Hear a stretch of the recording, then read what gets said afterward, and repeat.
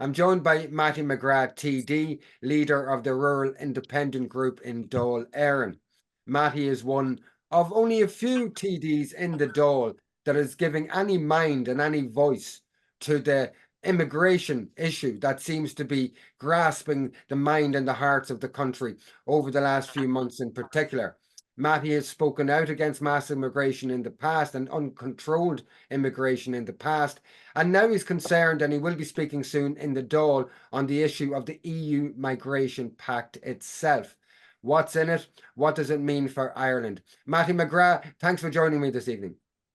Delighted, Finbar. Mattie, before we start looking into, and I know your time is precious, so we won't take any more time than necessary, but before we start talking about the EU Migration Pact itself, have you been talking to your constituents, or have they come to you about the issue of immigration into Ireland? And let's face it, mass immigration into Ireland, and it seems to a large degree to be uncontrolled. Has your constituents voiced any opinion on that? Yes, Finbar, indeed they have, and it's growing more and more in recent weeks and months. And the distrust of the government is also growing. And to put the cap on it altogether now, after the information has been released, which was withheld before the most recent referenda, so people are very, very suspicious. Look, I mean, Ireland is a welcoming country, and we all want to do our bit and have done for Ukraine, and have done for the iPads as well. But when it continually, takes over buildings, hotels, and everything else, and communities are overwhelmed, and people are saying to me on the streets, in the pubs, in my clinics, on email, by Facebook, and everything else, and ringing from all over the country, in actual fact, as to what is going on in our country and why have we not done something to ease the flow of inward migration, especially of undocumented. And as we know, figures are there, the first 3 months of this year, the first 3 months of last year, some of the countries now have been made on the list of safe countries. And that's the real problem. We've only, I think, about maximum 10 so-called safe countries where we won't take people from, where other EU countries have up to 35. So we seem to be the best by the class for open borders. We don't have to with all the police to borders. So it's a lethal cocktail as far as I'm concerned. And what, if there's any specific concerns that your constituencies might have, what would they be? Whether it's capacity issues or what's the primary concern that people have? Actually, the primary concern is actually, while we had immigration in here, we needed it for our hospitals and our workers and our service industry. We welcome that. The concern now is to be that the government seems to be able to move mountains here. They passed the emergency legislation for 2 years. Now they've extended it by a year and going to extend it up to 2030. And they're wondering, why couldn't we do any of this for the housing crisis? We've had the housing crisis, I don't know how many years ago, 15 years ago maybe now.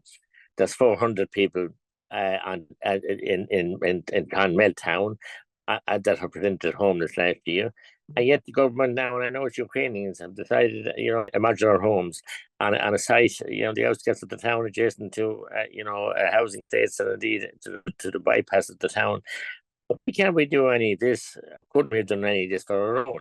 And people say to me, okay, it's modular. Can we not have 41 of those for our people? So we must have a balance and a semblance of fair play. Now we have this new Migration Pact, Mattie, that is, first of all, it's very hard to find a full body text of all the agreements, the common parts, and it's hard to get one document that is the entire. I found it difficult to find over the last 48 hours anyway. What I have found and what I have read, and the language of it sounds very, very generous, and very almost bland language. When they talk about solidarity, what they mean is that they will decide how many immigrants each country is going to take, and you can stuff it if you don't like it, kind of a thing. I know that you have voiced concerns about this EU Migration Pact. What are your concerns? Concerns are many and varied, and the main concerns are, why do we need this pact? We've taken in you know what I mean, copious numbers of them. We're going to take copious numbers of them for the future years. So why this pact now? Why then the main issue is why didn't the government opt out? People felt that under Lisbon too, we earned ourselves the right to opt out a situation like that, but our government, not really a democratically elected government at this stage, because there has been a few reconfigurations within the lifetime of this Dáil and Senate, and why haven't the government, gone to the people? They had the option of going to the people or putting it through the Oireachtas, but they didn't. They took the latter because they knew that a referendum would probably be badly beaten, so soon after the referendums that they had there recently, and now that the information that was withheld during the referendum is being put into the public domain, people don't trust the government. Not that they had great trust anyway. So the worry of the people is, why haven't we gone for an opt-out clause? And why do we opt in? And what's going on here? And they don't like the sound of it. As you mentioned there, parts of it are very bland language and, kind of responsibilities, and people will have to take so many or financial difficulties, financial penalties. And all this is very, very serious language.